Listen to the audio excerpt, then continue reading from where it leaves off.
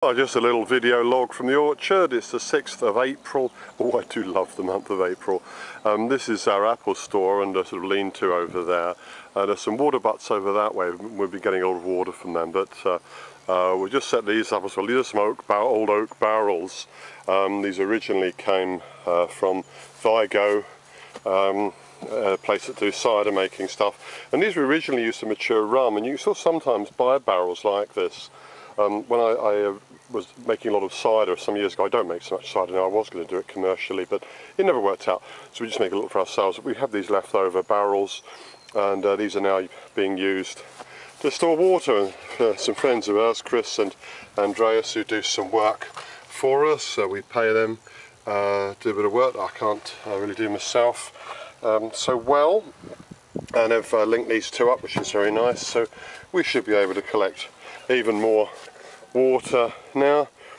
The blossom has sat on the peaches. It's finished. It's a little early to sow. These posts obviously are for a post and wire network. Hey, but this is what I really want to say a little bit about today. This is the little section of the orchard which people will remember, people who've been subscribing for a long time, will remember that 4 years ago there were a load of Bramley apples here, Bramley apples and some suntan apples. I couldn't make any money out of them. They were a lot of trouble. This soil happens to be very fertile here. So fertile indeed that the Bramleys grew enormously, and we just couldn't restrain their growing.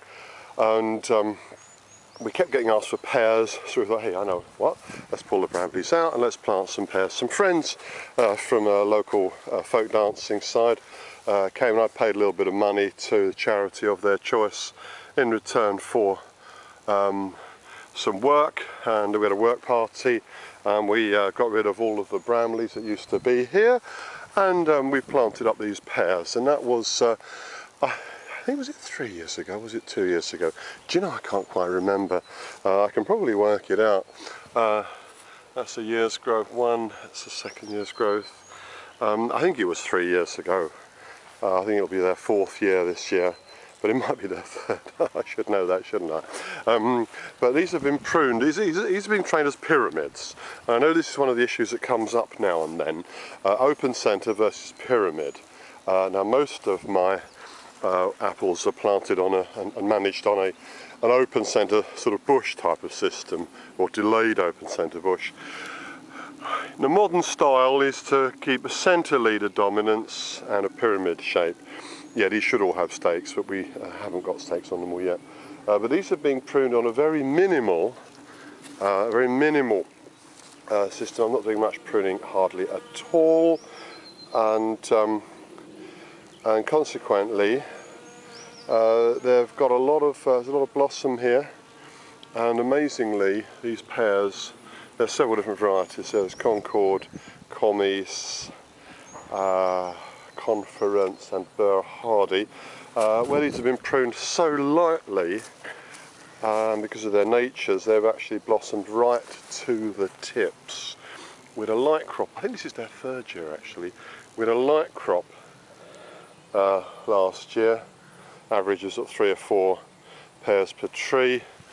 This year it looks as if we may well be in for a somewhat more significant crop. In fact, I predict it's going to be necessary, given that we've got this wonderful sunny weather. I predict it's going to be necessary to thin these quite hard. And this is right over the size of it. So these are little pear orchard, not to be confused with the Perry pears. And here are the plums. Oh, look at this.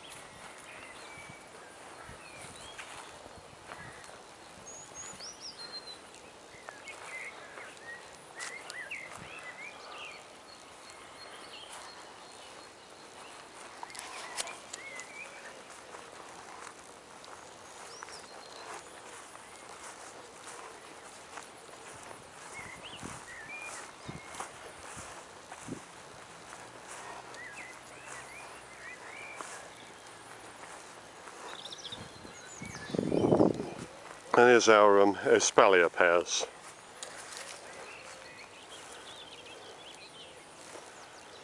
Wow, spring.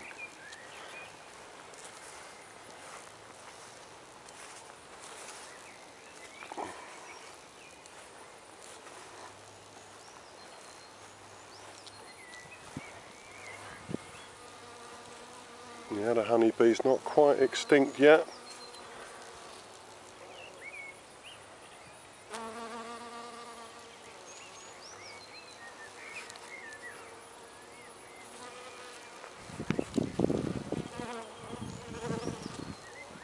It's what I call feverish activity.